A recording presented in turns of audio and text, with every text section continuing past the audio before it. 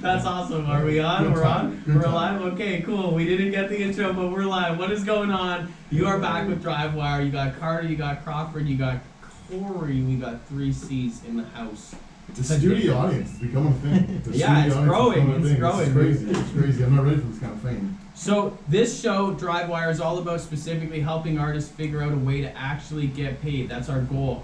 Our methodology, how we're finding it, is hosting people who have already found a way to break into the industry in some way. And today we have a really, really cool guest. His name's Corey Dixon. Welcome, my brother. Oh, thanks. I'm going to give you a bit of an intro because that was too weak to just go with this. Who is this person? Just somebody went down the street and Corey? No. Corey's 24 years old and he has a ridiculous pedigree. So not only just like everyone else is he on Instagram, YouTube, Twitter, Snapchat, and LinkedIn. He's also a YouTube actor, a speaker, a regular actor. Check him out at Corey's Crazy Karting Adventure. I like the alliteration, by the way. It's really cool, man. I want to get into that because that's an idea. I think it's brilliant. You began acting really young, at age of 5, Broadway and theater, it says. Also, you got in after that into commercial, TV, print and film, i.e. Degrassi, Next Generation. I think that's ridiculously cool. More to come on that.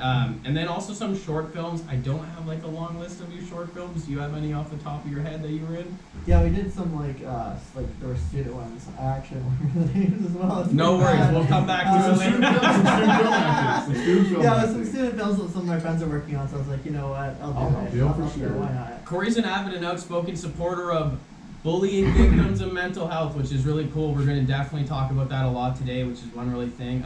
He's also a great example of healing that's possible from major bodily damage. One thing we're definitely going to touch on because Crawford here. Yeah, for sure. We got Crawford's story and Corey's story in the house, so we'll get into that. And then lastly, you're also running a bunch of different platforms, but one thing that's happening is the Revolution Festival, August 24th. Absolutely. It's going to be sponsored by CFRE, which is awesome. We have a lot of local talent. You're going to have speakers. It's at the MIni-Indy, which I was starting to wonder if you owned it because you do the karting, you do the MIni-Indy, like you do all these other things. So I was like, does this guy own this place or what's going on? It is my family's.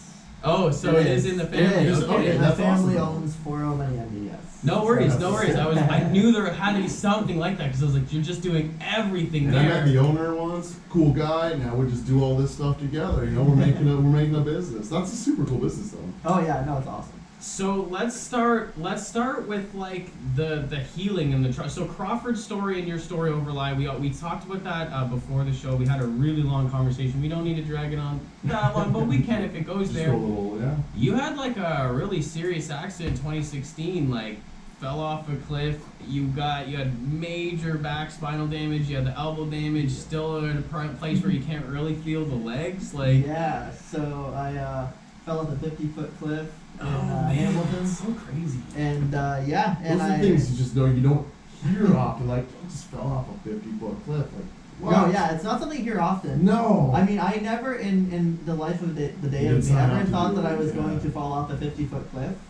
Like, never. So as you don't think about it, it just happened. It was a freak accident. And unfortunately suffered like major injuries because of it.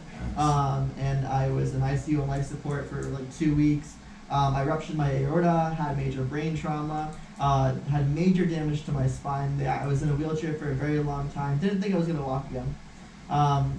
A complete miracle that I was able to. And just honestly, it was just more by like luck. It was honestly a miracle. I shouldn't be walking right now. Well, you got to give yourself credit too, right? Because if you never pushed yourself to want to start walking again, if you just gave up on I'll never walk again, this is what it is, you never would have started walking again, right? So That's you wanted to walk, so you started walking again. What was the healing process like for you? Like, was it? I know you kind of said this to me earlier. You're like, well, dude, I was kind of just preparing to just be in a wheelchair, like that's what I was at. But was there a part of your mind that was like, no, like forget that, like I want to actually get better and really push this to the next level? I refuse to accept this. Yeah, so like I had a run of different emotions, obviously, are part of my recovery. For It sure. was not just one emotion that I experienced for sure.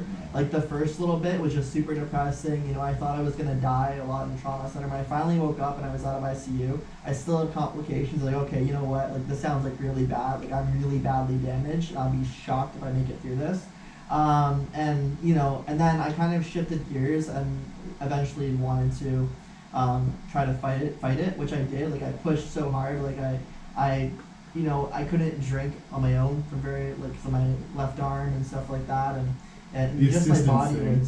I needed the major assistance. My body was just not definitely where it's at now. I mean, I'm not completely recovered, obviously. I never will be. Well, no, but that's one thing I always think that people always just think it's like breaking an arm. Sure, your arm can recover in 6 weeks or whatever. Yeah.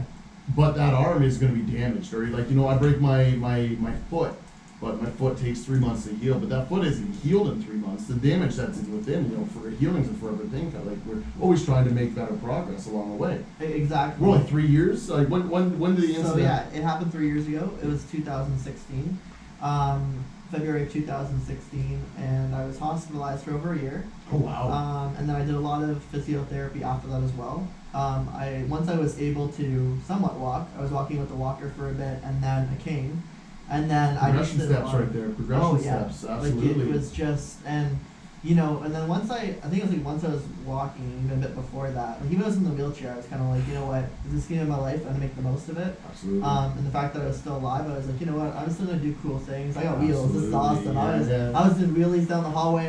The nurses got mad at me sometimes. I almost ran over a couple people. Beep coming through. Yeah. So I mean, honestly, like I did obviously get my spirits big up eventually, and obviously though with my depression and anxiety, it was still it's a battle. Still a battle. Yeah.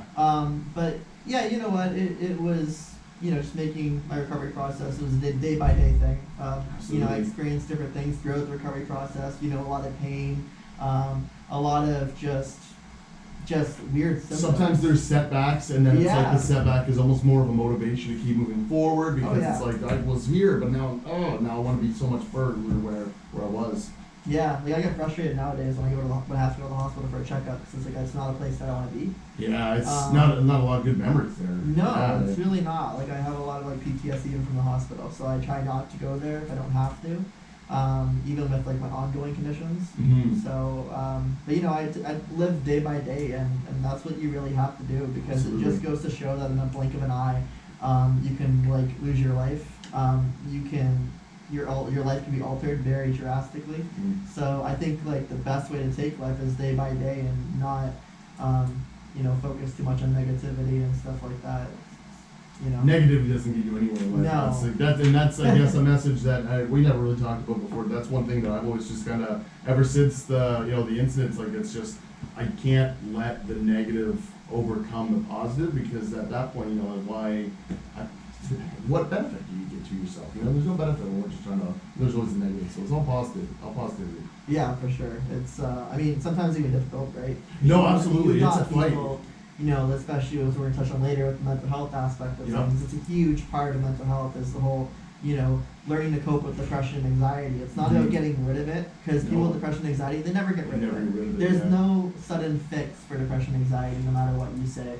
But there's a way of coping with it and there's a way of educating people. So I feel like a lot of people don't understand mental health. They don't totally understand it, no. A lot of people just will throw people to the curb and call them crazy and call it a day. And it's not that. It's not the case, no. People with mental health issues are very capable of doing really good things. Yeah, I think that's a remarkable place to stay. Crazy. I think it's super interesting just hearing you say this. This is something I picked up on air and not before, but you're like, take it day by day and don't focus on the negative. And I have known Crawford since grade 1, maybe a little bit before that SK kind of thing. And he was just a super average dude. He was jovial and nice and great and kind, but he was not overly positive. But then after the accident, when I saw him becoming himself again, he chose a violent positivity is what I would say. He's aggressively positive. It's anything negative in my space has to go. And it seems like you have the same kind of outlook from it too. So I'm wondering if there's a connection there. I don't know. No, I think I do. I think after a life altering experience like the one I had, I feel any time around my friends or any time they're down or whatever, I try to now pick up on that and try to talk to them to see if Absolutely. I can help out in any sort of way. Yeah. Because from someone with depression and anxiety and then having the major trauma, it's kind of I see all that. I see kind of through, if someone's staying in bed all the time, I'm okay, they're not feeling good. It's I should reach out to them and start reach talking out, see to what's them, happening, right? yeah. So, and that's what I think with the whole mental health education aspect of it, I feel like that needs to be spread more because there's signs that you can see. Yeah. And it's not necessarily someone's going to come out and say, you know, I'm depressed today. Like, not people with that's depression not usually don't do that. It's They usually try to they avoid it. that- You don't want to just. It's like I don't want to talk about being depressed today because Exactly. it's only going to make me more depressed in that sense. Why would I want to? and then you feel like a burden to other people by talking about it, which is totally Totally false. false. Yeah. Because I feel like if you have depression, anxiety, you should talk about it more. Yeah, because then it's just like getting it, the public discussion out there, advocating more for people to talk about it. The fear is less there, right? Because I don't know that people are afraid to talk about it, but I think people are very afraid to talk about it. They don't want to say the wrong thing, give the wrong image, give the wrong, say the wrong thing to the wrong person when they need to hear the right thing. Like. Yeah. This is gonna be. I want to come back in on exactly this when we come in because I have a lot to add too. But then Dom, like he takes a belt to me after, guys. Every time I go too far and I don't bring music in, he's getting after me. He's throwing things around. Like, everybody here's laughing, but it's true. Like, just messing with you. Just kidding. No Carters were harmed in the making of this show. It's fine. It's fine. I won't tell them, Dom. Just kidding, guys. We're coming up with Toxic with Baldy. Baldy's performing his first solo performance at the Revolution Festival. Guys, this is going to be, I believe, August 24th. Yuppers. The second, 2 p.m., right? Starts at 2 p.m., goes 2 to 11 p.m. p.m. to 11, yep. We got Awesome. some amazing acts, and Baldy's one of them. There's a lot of really cool acts. I was looking through, I actually saw your story on Facebook, and I was like, you can see at the top how long it's going to last and as the time goes across, but you can also see how many things on the story. This guy's story has like 90 things, and I'm like, dude, like, this is happening next, just flying through it. So he's on it. I love the online. So we got Toxic by Baldy. We also have Feeling Okay by Taboo, Feet, Twin Rova coming up. Check us out on DriveWire here with Corey Dixon. Talk soon.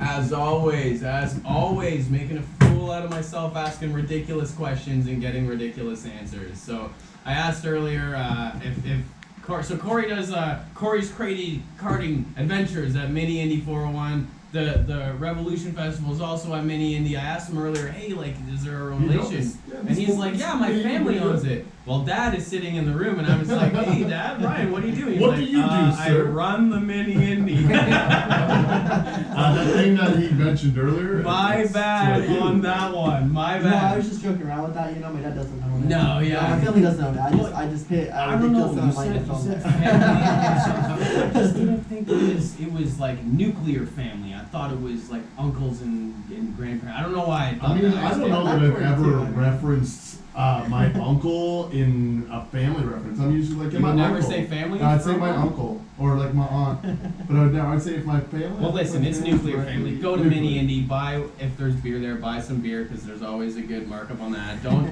drive and drink though. That's not what I'm saying. And Andrew Crawford is the biggest advocate against that, right? Like, Yeah.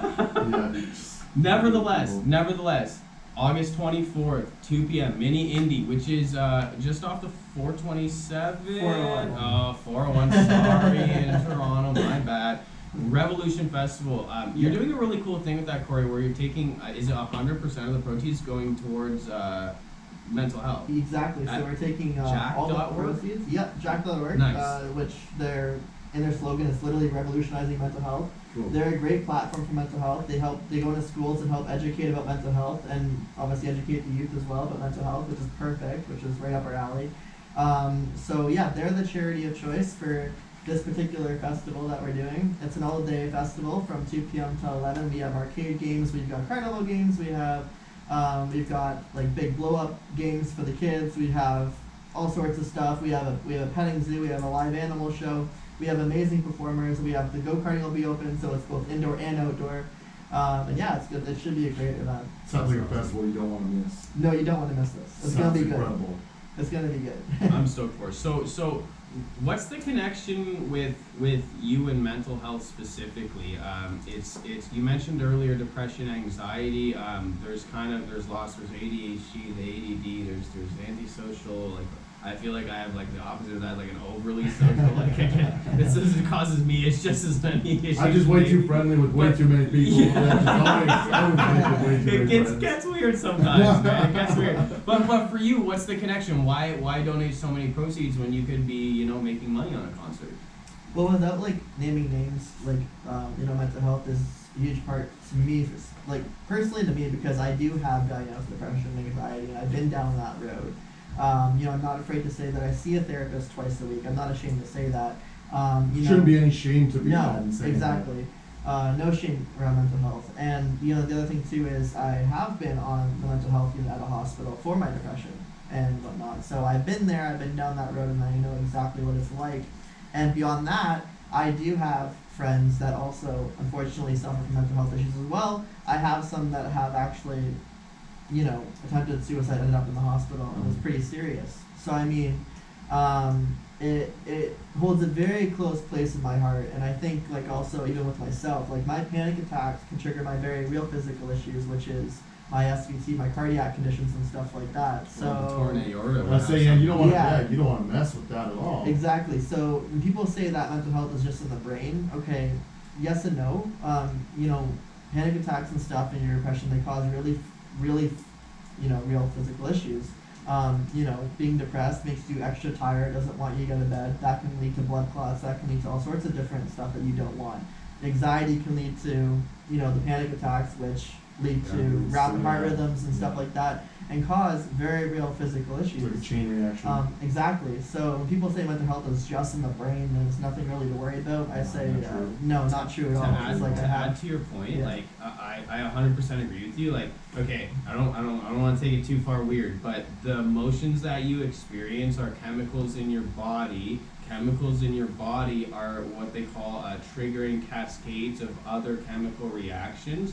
And they've also found out that your DNA winds up to reveal your genes or hide genes. So what does this mean? If you watch a really scary movie and you actually feel terrified, like if you get into it and you're really scared, you have actually upregulated, it's called, or improved your chances for bad genes related to like cancer, cell death, they call it apoptosis, like all these other things generated, versus watching a hilarious movie that you really love makes you feel good, or you meditate and you feel good for a while. You're up-regulating like 8 to 10 to 12 different genes in your body at the same time of just like stem cell growth, neurogenesis, like repair. So if you're in this state of anxiety and stress all the time, you're doing this thing where you're taking future resources and using them now, like gas and brake both push down fully, and it can damage a body. So it's not just in the brain at all. I'm with you. Exactly. Like, I feel like a lot of people don't fully understand that, and that's where a lot of the whole education purpose comes, into play. So what kind of things do you want to see people educated on? Like, what could change for you? What do you want? What's your message? Where do you feel education missing?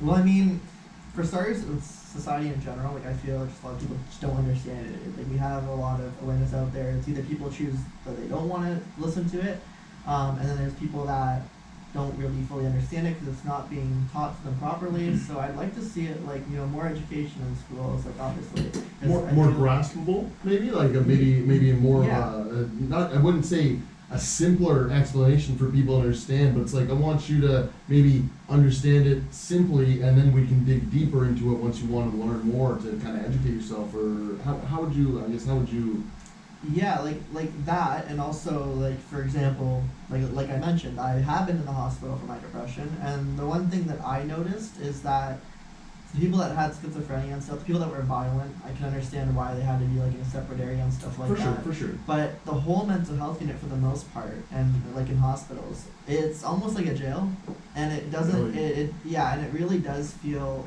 like it's not a good place for someone with depression or anxiety. Yet when the second you mention that you're thinking about suicide, even if you have like suicide, ideation thing, whatever they call it, when you're just thinking about it, but they don't want to do it. Exactly, the thoughts, right? They still form you, and they still put you in with the rest of people that are generalized. Exactly, generalized. So I think the mental health system is very generalized. I think the only place that has more of a spot for like people with anxiety and depression would be CAMH. Because it's specialized in mental health, mental health hospital. But other hospitals, they're not really prepped, I feel like, for mental health. Yeah. Like, they are really good, don't get me wrong, like, I've been in the hospital for other issues, and they're great.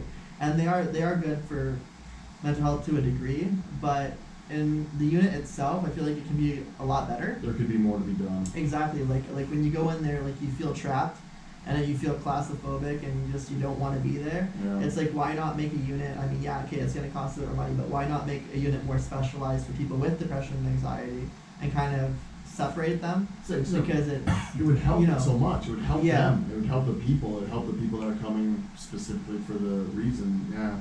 like I almost felt like worse when I actually got put in the unit, because like I just mentioned that I had the thoughts of suicide, but I didn't want to do it, and they formed me right away. They're like, And they What were do you like, mean didn't by take form chances. you? So there's a form, I forget what the form is exactly called, but they form you, and then they put you. Meaning they ask you like, hey, what's the? You can't leave the hospital. Oh. Like they you just won't let you actually leave. can't. They won't let you leave. Yeah. Like exactly. You Yeah. try to So- leave, you become a wanted criminal. So they're essentially. like Yeah, It's a they're- prison you're bringing system, them up. essentially. they are actually literally creating like a smaller prison. Yeah. But it's for your own health, right? So Exactly. For your own health and and the public safety. Yeah. Yeah. So I'm interested to see, and I don't want to put you on the spot for this right now, because what I would be asking you to do is like diagnose the system, and it's almost impossible in just a conversation. But like, Absolutely. It's a whole complex. you know what I mean? We're gonna need 2 more shows for this. Oh, But yeah. from their point of view, they're like, okay, this person came into us, and it's serious enough of their thoughts that they said, even though they don't want to do it, they're actually thinking of ending their own life. Yeah. They cannot take that as like whimsically, right? Yeah. So we have to put our hands onto this person and put them through this standardized test as best that we know how, to make sure that we can see where they're at and then give them the appropriate, whether, and I don't really like this solution, but whether it's a drug or whether it's helping them, become less lonely, more integrated, do something with purpose, giving back, which I love is what Yeah. you've done. So Oh, yeah. it seems like the way you mentioned earlier, you're like, look, you're not going to get over it, deal with that, but you can cope with it. So Yeah. it looks like what you've done is give back as much as you possibly can to a worthy cause, which is just the one that was right in front of you, which is the mental health. Is that kind of how you've been coping, or are there other things too? Yeah, and there's other ways that I've been giving back too. The Mhm. mental health is obviously in my what I in the health world is Right. what I'm focusing on. Because I'm like, listen, like if you don't have good mental health, you're not gonna have good Can't physical have- health, yeah, you can't have and anything you're not gonna be else able to with it. function properly. Not good It's the relationships, reality, not good right? financially, not Um, good, like it all comes back to that. And it's funny hearing from someone that still suffers from depression, and I'm good at giving advice, but I can't take my own advice sometimes. It's really weird. That's like I but- motivate people so much, man. I but- can't seem to motivate myself to anything. It's Yeah. it's a weird You system. motivate me, Crawford. Thank you. Maybe you could start motivating me. No, I'm kidding. He motivates me every week with this show, man. But like what I Every have week. done too is I did take the step, and after my trauma, being in the hospital and seeing so much, being around death and stuff like that, I kind of almost became immune to it, kind of like a paramedic does. Yeah. And I wanted to give back also in another way and kind of be able to help someone if they're in an emergency. Absolutely. So, with my dad's help, obviously, he actually funded it for me. He didn't think I was going to pass it either. But I went ahead and did my regular CPR, and then I did my healthcare provider CPR. Oh, right on. And then I did these 2 courses that were 2 weeks long, and it was pretty difficult. I did a first responder course and an EMR, emergency medical responder course, which after you get certified to that, you are technically certified to do patient transfer, like Spectrum and stuff like that. Nice, You're also yeah. certified to do like event medical stuff as well. Yeah, yeah, So be like the stuff medical- St. John's or SB7 or whatever. Yeah. So basically, with that being said, I did it, That's awesome. and I Congratulations. passed with flying colors. My dad think I was going to do it, but I did it, and I learned a lot Just more about medical stuff. one more person that said maybe you might not be able to, and I said I'm not accepting. I know I'm the doing amount of it. times I have heard the word no. I probably have in my general career and doing the stuff I do. I've probably been declined and heard the word no more than I've heard the word yes. But when I've heard the word yes and when I've been approved to do things, I find that opportunity is the opportunity that I've been waiting for. True. So I almost feel like things kind of just fall in place as they will. As they will, yeah. And if someone says no to me, okay, that's fine. I'm gonna go do something else. Yeah, I'm yeah, not yeah, just it's gonna not gonna close deter me down. from I'm doing no. that, I'm gonna exactly. go and I'm gonna go do my own thing, or I'm gonna go and partner up with somebody else. There's 100 million And- doors in this world to open, and that one is Exactly. locked, and I'm going to the next one. Exactly. So when I hear the word no, I'm like, yes. That's a no. Yes. That's a no for That's you. a no for you, but but this yes is a for yes me. for me. Yeah. I read a book called The Science of Getting Rich by Wallace Wattles. It's not about money, common misconception. Anyways, it Wealth talks. and knowledge.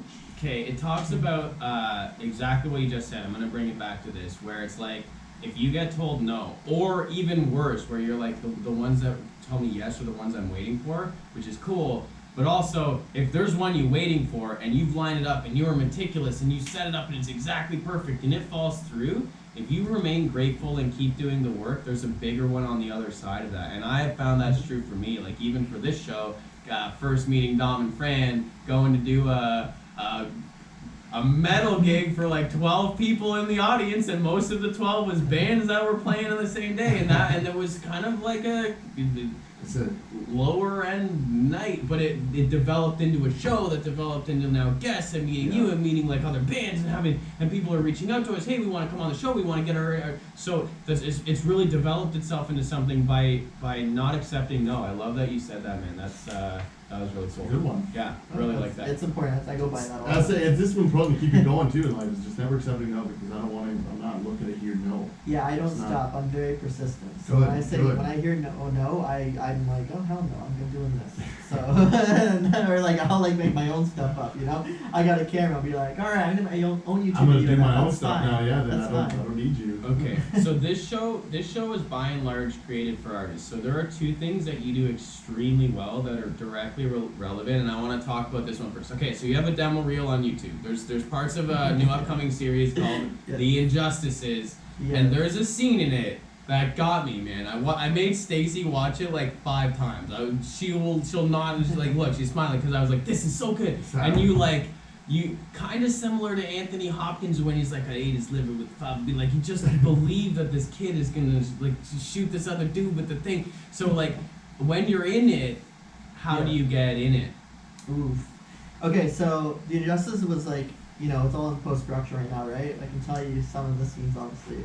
But to get into character, like for this specific character, he realistically does suffer from mental health issues, like but very severe mental health issues, mind you, like the ones where you should probably be in hospital locked up. You know what I mean? Wow, Yeah. you just pulling a gun on a man I mean, in I'm the pulling a forest. gun on someone. There's some concerns there. But you know, yeah, you know, it was funny. Okay, you know, I'm just gonna say this. So when I was on the set for Injustice, there was a few scenes where I had to act very depressed and very like mild and stuff like that.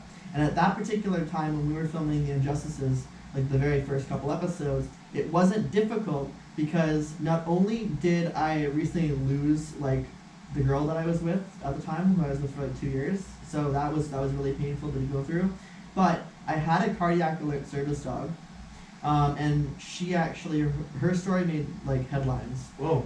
But her whole story, that's a whole nother story, but she unfortunately passed away, Oh. and we had to put her down. And that was really difficult because she was kind of like a lifeline for me, and she helped me more than once. Like I had a couple of fainting episodes because of my cardiac stuff, and she'd alert someone, and See, that's her job to pick that up. and that was her right? job, exactly. Yeah. So her name was Aspen, and she was an amazing dog. And so that all happened. And then they're asking you to ask depressed, hey, no problem. Yeah, I was like, hey, no problem. So you know, a lot of actors do this too. You know, a lot of actors do this where they think about something sad and they put themselves in that moment. Yeah. So that's exactly what I did for the Injustices. Is I was just thinking about those things over and over again. And even till this day, the whole Aspen story makes me incredibly like depressed. So even like when I'm like, if we're doing some post production now for the Injustice, so long story short, for any of the reshoots, whatever, it'd be easy for me to cry because do it. I can literally just think about Aspen and boom, I'm there. So I found something that I can use for my leverage to kind of make me upset on purpose to fit in the Is role, that so? I want to get a little bit specific because in that scene you looked like maniacal, like you were just. Oh yeah. So was it? Were you thinking Aspen in your head while you were saying your lines, or were you like? I was thinking about Aspen and I was pissed off about what happened with her. Yeah. She's upset and angry. Yeah, And just I was upset and angry. Okay, so that's so interesting, right? Like you seem to, and you said a lot of artists do this. So it seems to be common practice to pick an emotion, a heavily emotional thought, and just hang on to it like the dear heavens above, and just see if you can't use that same emotion and represent it somewhere else. Yeah. Cool. And it's not easy to do, not necessarily, but you know, I was able to do it successfully because of just everything that was going on. Yeah. So, That's the moment it just kind of go in the worst way, but in the best way. It was like I lost somebody very important to me, but at the same day, it helped me benefit so much. It helped me get in the role. like Aspen's story too is like it was a pretty big story. Like a lot of news outlets picked it up and stuff, and it was It was I don't want you to cry. No, but I'm not trying- I don't want no I'm sadness in I'm this. curious No. about the story. Like, what made headlines? So I mean, like right now, Aspen's case is in court, so I can only say so much. That's a left hook. I got hit by Mike Yeah. Tyson. Wasn't expecting. I'm not expecting that either. Yeah. But long story short, we left her in the care of someone, and she got Gotcha. violently sick, and we received no advance notice about it, and we also they never called their on-call vet. That was in their own agreement. They didn't try and do nothing. No, and it made and unfortunately, like we went to pick her up and we rushed her to the emergency vet, and she only lasted a few days till we had to put her down. She couldn't breathe anymore. Wow. So it was painful. Like our whole family was there and stuff like that. It was probably like one of the hardest things that I've had to do. Absolutely, Like, no, for because sure. Because like that dog such a family was, relationship. It's so long. yeah. It's been around for yeah. Yeah. That's Yeah, that's a crazy one. I'm getting off the topic. Here we go. Your online representation is ridiculously good. It's remarkable. So I have to do the research for our guests all the time, and I'll show you. So we have like a group that Crawford and myself and Dom are in, and Dom sends the information into the group, and it's like, okay, here's the links for this person. So usually it's like many different links. He's writing the bio for them. He's telling us who they are. But for you, it was just 3 links. He's like, here, check these out. Yeah. And it was, you go to it, they're just professional, there's stuff on the front. Like, are you doing that? You have agents doing that? You have a team doing that? How's that happening, and how can other people kind of harness that as well? So the website was actually designed by our good friends over at Yellow Pages / Google. Sweet. And my social media accounts are mainly run by me, but my dad does assist too, and so does my current girlfriend. And I also have a couple friends that are in the PR field, and they also assist as well. So my Sweet. social Right media on. is kind of run by, right now is at least, run by multiple different people. It's a team. But I am the one tweeting. I am the one, I tweet a lot of stuff about mental health. I am the one that's tweeting, my thoughts on certain things and stuff like that. That's all me, so. How It's did all you legit. build? So you have a really solid following, and one of the things that we are trying to do with the show is help people get into specifically developing a following, so that they can then add value to that following, and then hopefully generate something to support their art. Did it come super organically? People just liked you online. You're witty and hilarious. Is that how it happened, or? Yeah, like some of it did. Like some of the shows and stuff that I did gain a natural following and stuff like that. But at the time, I used an app called Crowdfire, which I found personally was like really interesting, and I'm kind of disappointed in how Instagram and Twitter got rid of it, because I found it was a really good tool. Good way to connect with other people that you might not be able to connect with otherwise. Yeah, so basically, like, essentially with Crowdfire, you could, like, follow people that were in your field, or same interests as you, or same kind of motive as you, and you'd essentially get a follow back, so it's like follow for follow kind of thing. But not the type where you're, like, spamming, you're reaching out to them, like, I would send them a message saying, oh, hey, thanks for the follow, whatever, after they send I'll check me, you out. You check me out. Check Exactly, your stuff out. yeah, Maybe like check we'd my stuff exchange out. stuff, so it wasn't like a spam type of follow that I was doing, but Crowdfire allowed this follow for follow feature that you could technically go in and look at, all these different people and see which people you would match best with. Yeah. So I Choices. used that, and I also used Crowdfire to schedule my tweets and stuff like that. And then Twitter and Instagram made the cuts to stop that. It's just And it's a business decision, okay. for sure. But it was obviously disappointing. But Yeah. now we're spending countless amount of dollars on advertising dollars to I mean, to what advertise is my accounts. countless, but- endless dollars on advertising? Yeah, we're not getting into it. We're cutting it there. I'm cutting it there. We're going to Prove Me Wrong by Russell. We also have Friend Zone by Meyer Clarity, and last one's by Jay-Z. Catch us out after these 3 songs. We're coming back with Corey Dixon on DriveWire CFRE.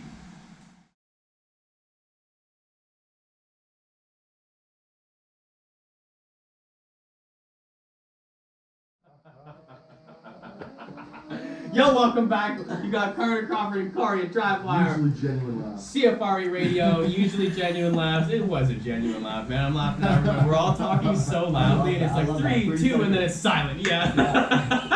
Everybody, shh. None of this hands up at 5. Everyone's quiet. We do it our way, man. We do it our way. Corey, man, it's been a lot of fun to talk to you. We're still going on with this. I'm bringing this back to the injustices because I have more questions about that with you in particular. We were just talking about the crazy. So I asked, hey man, how much have you shot so far? We heard first pilot episode, maybe one following, and you said like the hours were crazy. You said they were like. So for me, you said, listen, we get up early and then we work straight through until 5 a.m. the next morning, and then we're getting up early again, and we're doing that for 4 weeks. Yeah. I wouldn't be able to cope with that unless I was with some really good people. So who are you building this with? Oh my goodness, our cast is so incredible for this series. We have Passive Drug Productions, who's Calix. His name's Calix, and he's an incredible guy. He's got a great vision. He's a great director. Our DP is Aaron Alter. He's great with the camera. We have Kenzie, who's doing some of our sound design.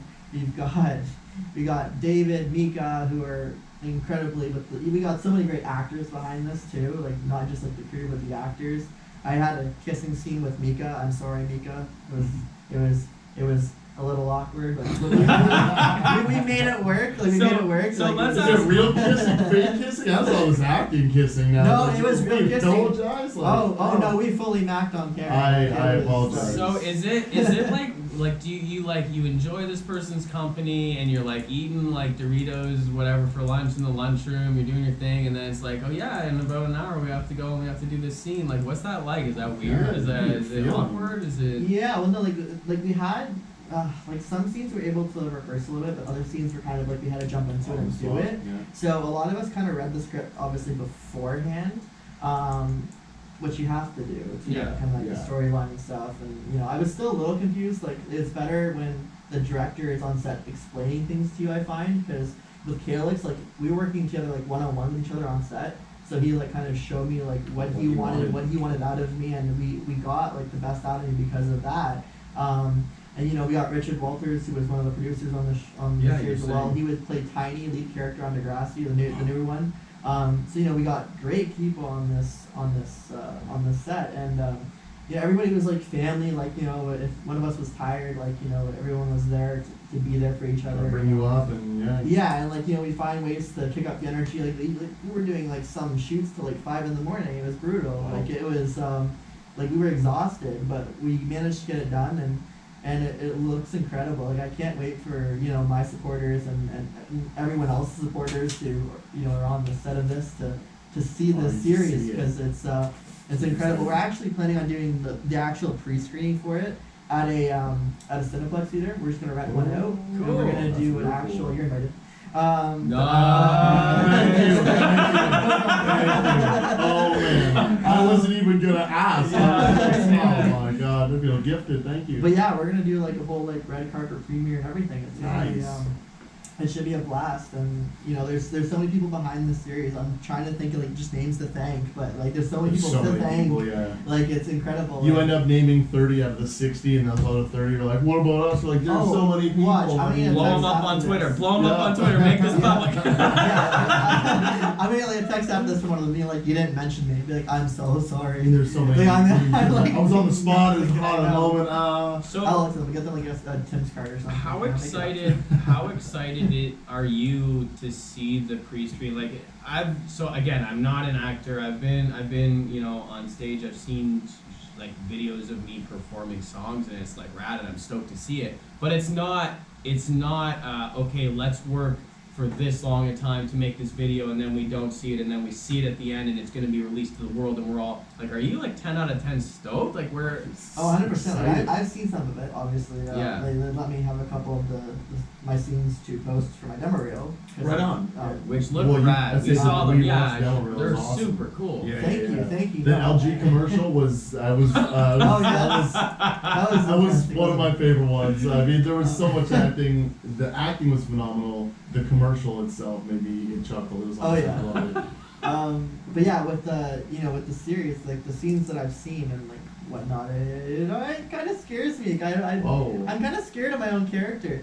It's weird because like he's crazy. Like I hate the C word. I He really looks- do. he But looks that like is a the, nuts, that's the like- best kind of acting to do, though. Yes, like I am the he's actor, and I'm completely afraid of myself. snapped, and now he's threatening someone with a flare gun. See, when I, I mean, when I you hear know. when I hear you say that, I've been thinking of it all show because I just recently watched it. Was the second Dark Knight movie with Heath Ledger as the Joker. It goes arguably one of the best Jokers. That was Oh, yeah. amazing. But that role also is speculation of what killed him essentially. You know, it ended up driving him crazy, and Yeah. he ended up going off the deep end. And it's like that would be such an intense feeling to be that actor, and then to watch yourself and to be like, whoa, I'm afraid of myself here. Like, is that gun real? Yeah, it does. It does feel really real. Actually, well, I'm the type of person that I don't like watching myself on TV. Like, Really? I don't. I really don't. It makes me really uncomfortable. Why? You just uncomfortable? Like you just don't? Yeah, just don't, no, I don't like watching myself on TV. A funny story, it's completely off air now. You can't find it anywhere. I don't know, but Oh, Dad knows what's coming. yeah, We gotta hear it now. So Dad and I got picked up for this reality TV show.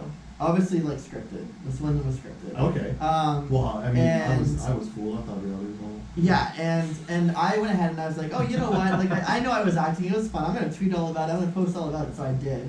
Everyone tuned in, and my dad and I were sitting back and and watching this on TV, like streaming right now on this Slice TV. It's live on. And yeah. I'm like, oh shit, I shouldn't have done that. Really? I was like, Now, no, I should not have tweeted that. All And these people are gonna be and then my like, dad's like, "Oh." I look like a complete jerk, and I'm like, yeah, you do, and I look like a complete brat. So they they like cut it in a edited way that made you guys look really Yeah. awful. Oh, we Wow. looked like terrible. Is My it dad like a got manipulation death of threats. editing? Wow. Really? Oh yeah, my dad got death threats at his business because like some of it was filmed at MIni-Indy, so he got death threats because of it, and I'm like, okay, Crazy. I shouldn't have mentioned that. And then after Yeah, that one reality air, I was TV. like I was trying my best not to mention it at all. I was like, you know what? I'm just gonna delete everything that I have about this Yeah, it's just about gone this and- show, and it's gone. I never did that. I mean, it's on my website. You can see it, Party Moves. But I mean, let's just go. I was like, but you know that what? show doesn't exist anymore, and No. that's why. Like, no, wow. it made us look really bad, And and it that's- was more damaging than good. And I Yeah. was like, Well, I mean, if you do that to too many guests in a row, like You you're burn gonna look, bridges. no one's gonna want to come on your show. So And that is the Yeah. power of the editing there, where it's like you guys. I bet I can almost guarantee you guys weren't. You weren't being a brat, and he wasn't hitting you while you guys were filming this. You know what I mean? Like, No, it's, yeah. That's not the relationship you guys have. I'm the not talking one to you guys saying very that we much, have no. in that show, there's one saying where they told us, so like they're behind the camera, right, telling us what to do, and they told my dad exactly what to say. And one of the statements is, I'm like having this argument, and we're not really arguing, with one of the music reps and stuff, right? And then my dad comes in and he's like, we're doing it at the track, and we're doing it here at MIni-Indy, or it's my way or the highway. And that's what he said on camera. And they took that and ran with it, and I'm like, Dad, Oh, I'm so sorry. I'm so sorry. Yeah. I know you Publicity would is never good say this, and I'm publicity. sorry. Any publicity is good. Go to MIni-Indy. That's true. Buy That's a true. 1,000 laps. Just Take your 1,000, fans. yes. Take your friends. We got Sean as fast as go-karts. You want to go fast? Listen, we got that. I'm down. We're I'm down. We're there. We've Come, talked let's- about it we'll many do it. times. Honestly, I'm a huge go-karting fan. Yeah. I love it. I'm down. Yes. I'm super stoked. I'll definitely be there 100%. Like, I'm not even exaggerating. Like, I really like go-karting, so I'm definitely down to show up MIni. Okay, Sounds good. I asked you this Yep. off air, and you were like, I have a good answer, and I didn't let you tell me, but I'm really excited to know it. So, Okay. what are some skills aside from acting? So you're a 24-year-old dude, like you're doing really well. You're running, like you're the head organizer of the Revolution Festival. Like you have all these things going on. What are some skills aside from just like acting that have actually helped you a lot in your career? So actually, here's the one thing. The agencies that I've been with and stuff like that, they'll ask you like your question, like what are your what are your hobbies and what do you do? And actually, a lot of actors get submitted for certain roles based on their skill set. So if you can ski, okay, so they're looking for someone that can ski. Yeah. Whoa, that's That's cool. That's kind of interesting. So- I know that. So essentially, like, you lay out your skill sets on the on the table for the agency or whatever, and they check off all the boxes, and then they they submit you for roles that if they're looking for someone specific with that skill, you get submitted for You it. get submitted on that. So essentially, like, that's usually how it goes. Now, how it works in Los Angeles with the bigger actors and stuff, that's some the same, some different. Mark Wahlberg can ski, Like- snow, swim, fight. Yeah. He could be the Bryan Cranston in the paraplegic handicap Oh, wheelchair. He that's can do it all. You amazing. know what I mean? Oh yeah. That's amazing. Los Angeles. So, for you though, have any of the skills, was it skiing? Like, I that's the one you mentioned, but like, have any of them actually proved helpful? Well, like, the one that I didn't want to give you that a lot of people say is networking. Like, I met the right people, I shook the right hands, I really went out there, I talked to so many people, and that finally landed me the spot. So I do that. I'm not going to sit here and say I don't. I think networking is a huge part of anyone's career. I do that quite often. I try to get out to networking events as much as I can and shake people's hands and, give them my little promo cards and stuff like that. So yeah, that is something I do. I find what a lot of, not just actors, what musicians are doing now as well, is they're investing money into their own career.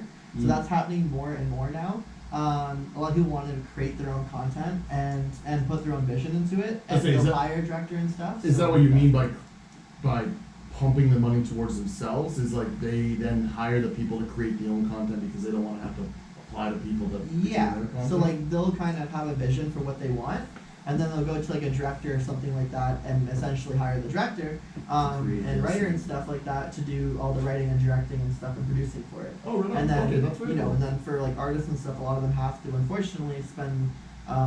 It's not unfortunately. It's if you want a career, you'll invest into it. Mhm. That's the way I look at 100%.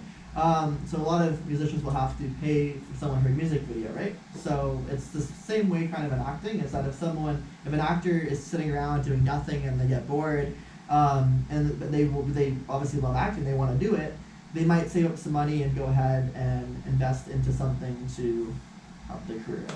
In other words, go to a director and be like, hey, I got this cool project I had in mind. Can you look it over? Can we have a writer on board? How much you want to charge me to? Yeah, what would the direct pricing it? be What's the to pricing make and stuff? this Exactly. real? Interesting. So, and it's not cheap. No, well, no, Like, I've been there. It's couldn't not. imagine. So it's, I think, when you even said yourself, with just your social media team, you have like a team of Yeah. 5 or 6 people. Now you put a literal price tag on 5 or 6 people just to make a music video or Oh, yeah. a short movie or whatever. Like you're looking at, yeah, absolutely. And like even with the Crazy Part episode that you brought up earlier, those series of episodes, as quick as they were, like 5-minute YouTube episodes, we spent I think around $6,000-7,000 on it. It was like Oh, $6,000-7,000 just Wow. So it was pricey. Right, because we have to hire the film crew and stuff like You that. gotta hire Those are them. the People that don't we work have. for free. I mean, I do, Exactly. but most people won't work for free. I do want to volunteer work too. Like Well, and the volunteering, and that's such because volunteering is You got me on that one, man. huge. That one got me. Volunteering is huge. It's something I've done for the last 5 years. Where do you volunteer? Around? Because you mentioned I do yourself mostly about with the mental health stuff. the mental health things. Yeah, and then the EMR stuff that I do too. That's volunteer. So I'll go to an event and just make sure everybody's safe and stuff like that. And I was saying that's the rewarding part of it, right? Like you're It is. going in on your own Yeah. time to speak to these people because I want them to be Exactly. more aware, safer, more. Yeah. And I've seen people like at the worst of the worst, right? And it's kind of like it's emotional, but it doesn't hit me to the point where I can't process and I can't Can't try and help them. Try and help them Yeah. because I can. Yeah. So I mean, yeah. So it is definitely rewarding. I'd say it's the rewarding factor. And like Yeah. you said, you got to invest in It's yourself to uplifting. make You feel yourself. good. You feel good about yourself. Yeah. It pays you in a different way, right? Like going to a job will pay you financially, but going volunteering the few times that I have, and admittedly I need to do it more, like I already know that, it's like you get, people want to give you things, they want to welcome you, they want to invite you to the next thing, but also you feel better about yourself in a way that you Yeah. wouldn't have if you didn't volunteer. Well, it's So like a feeling of gratitude. For sure, almost. man. I want to think gratitude. I would say also like yes and connectedness, yes Yeah. and like giving back, yes and You feel more like if I need help, someone else is willing to help me. Like, you just all of these things at the same time. And again, it literally helps your genes express themselves in a better way, which is cool. It's proven. Google it. Google it. Yeah. Joe Dispenza, Dr. Joe Dispenza, Google him. He's crazy. Don't rely on Dr. Google though. You'll search like headache. Dr. Google you search like headache and it says you're dying. You're dying. Right? So there's a 7% chance that you have a tumor in your occipital lobe. No, man. No, my elbow's feeling kind of funny. You have rectal cancer. Yeah. I'm sorry. It's just Dr. Google's the symptoms of it. Hey Google, what's this the stomach pain? Google says you're dying. Yeah. and then imagine that Siri's voice. Yeah, it's like, oh. Yeah, no, I don't want Siri help. Siri gave me eight weeks to live. I'm on the way out. I'm on the way out, guys. Just saying, guys, I gotta get my affairs in order. Just kidding, Siri, I won't give you that power. Listen, we got My World by Rise coming up. We got Testify by UN Jefferson. We are almost out of this one. We're coming close to the end. We got nothing but a recap to come. Check us soon. CFRE, DriveWire, Carter, Crawford, and Corey.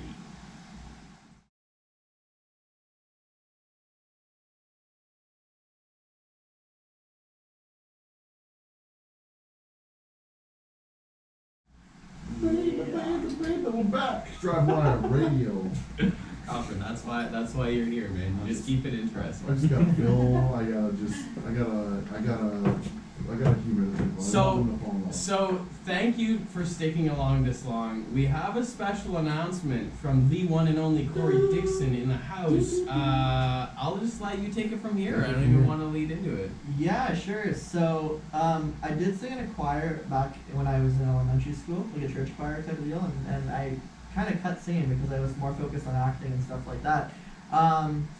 But as of this year, I wanted to kind of retrain my voice, and also with all the mental health stuff going on, I wanted to create a song around mental health, because there are songs out there, but I wanted to do something a little more specific around mental health.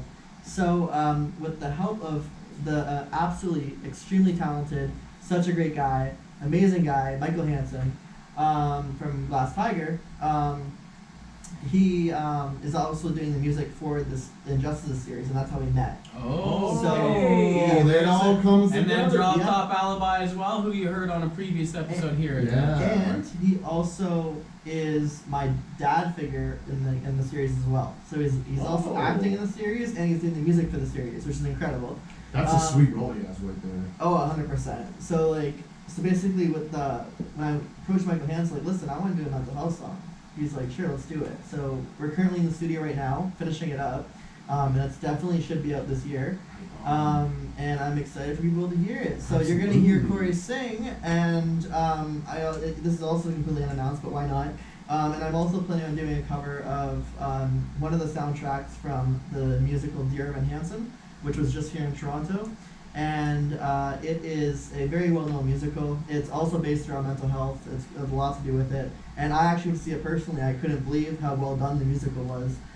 So I'm also doing a cover of one of those songs as well. So there you go. It's a double tune kind of world this year for Mr. Corey. Yeah, so original and cover, and starting to do singing. Look at that. That's awesome. Acting and singing. So that's a really cool thing that I appreciate about particularly skilled people who start to win in the artist field, is they don't just stay necessarily with one thing, like what you're doing. Look, I got to a certain level in acting. Okay, well, what else can I get my hands on? Okay, I want to start singing. What else can I get my hands on? Okay, I want to do this, that, and the other. Same thing with musicians. I see a lot. Okay, the guitarist who starts to sing, who starts to record, who starts to edit it. Now you're an editing, singing, guitaring, play. You have all these skills that play into one another. So congratulations, man. That's awesome.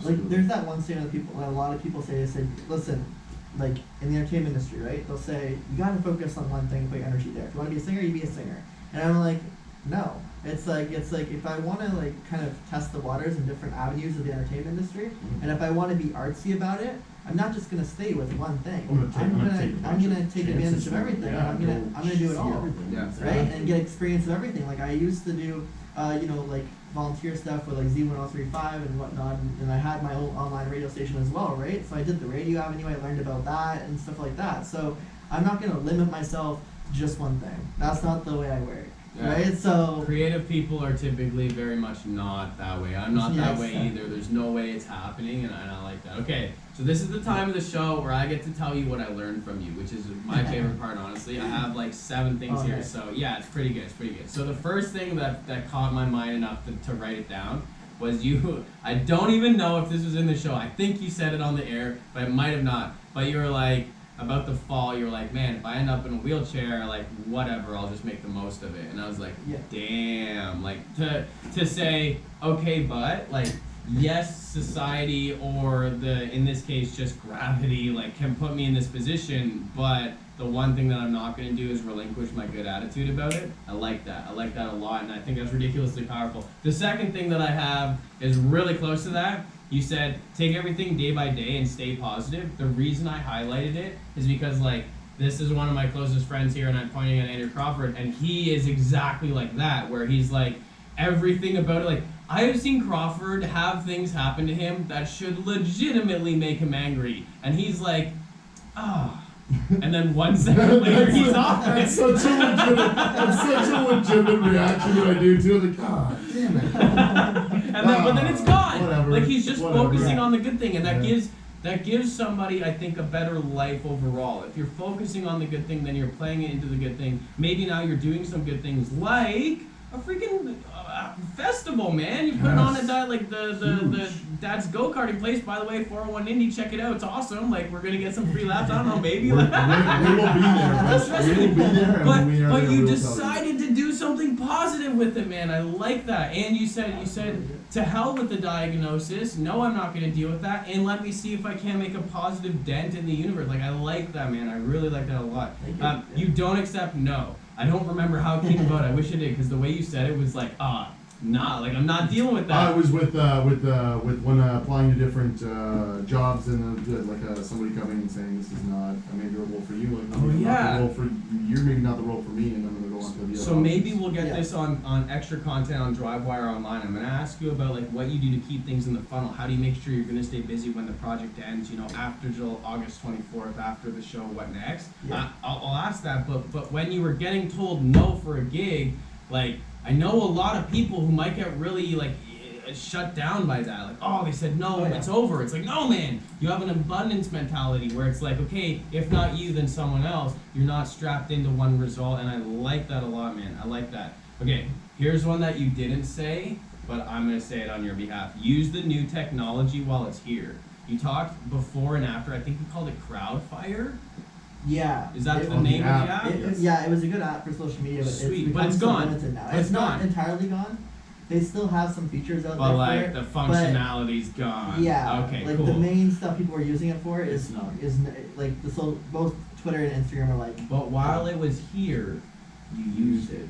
Yeah. You know what I mean? So there's I am guilty of this big time, where something new comes on the scene and you want to be like, that's a new thing. Like, even Snapchat shows up, or I don't want to use it, or like same thing with Insta or Twitter. But now look where they are, right? Yeah. And so you were willing enough to try the new thing, to use Crowdfire. You saw some serious results, and maybe that accelerated where you were at in your online building, because you didn't say no to the new thing that was here, and now it's gone, and I can't use it. I'm like, damn it, I wish I could use it, but it's gone. The functionality's not as good. So use them while they're here. But now we look for a new one. Of course, there's always a new one. There's always a new one, right? There's always a hole to be filled. Watch, a few years from now, there's gonna be a new Facebook. Yeah. There's always new social media. Facebook is it's been on a decline for a couple, over 3 years now. I feel like it's My been. Instagram and Facebook have been shutting down lately. I don't know why. Like, they keep glitching, and then they had this down thing on Instagram, and I'm like, why doesn't Instagram keep going down? Stability really relies on an app's life as well. If the app that I'm using that you're supplying me isn't stable, then I'm going to stop using your app, which is going to lead to the crumble of your app and ultimately the failure of your company. Essentially, yeah. Okay, this is the last one I wrote down, but it's perhaps the coolest one. You were talking about, like, you said it so matter-of-factly, which I love. I love. You were like, dude, if you want to have a career in music, you have to invest in that. So investing in yourself and investing in your career is huge, man. And that's what, I love that you said that. It's a great place to end, because that is what DriveWire is designed for. If you are an artist, or if you know an artist who is the traditional starving artist, I reject that. Just like Corey says no when someone doesn't want to hire him and looks for another thing, I'm saying no to poor artists, okay? There are too many ways to make money online, especially with good-ass creative content, bro.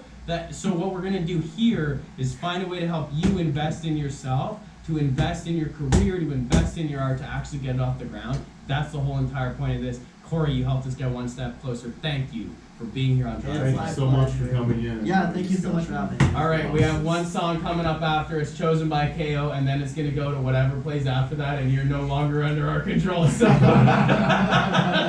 talk you. to you next week, all right? DriveWire Radio, CFRE.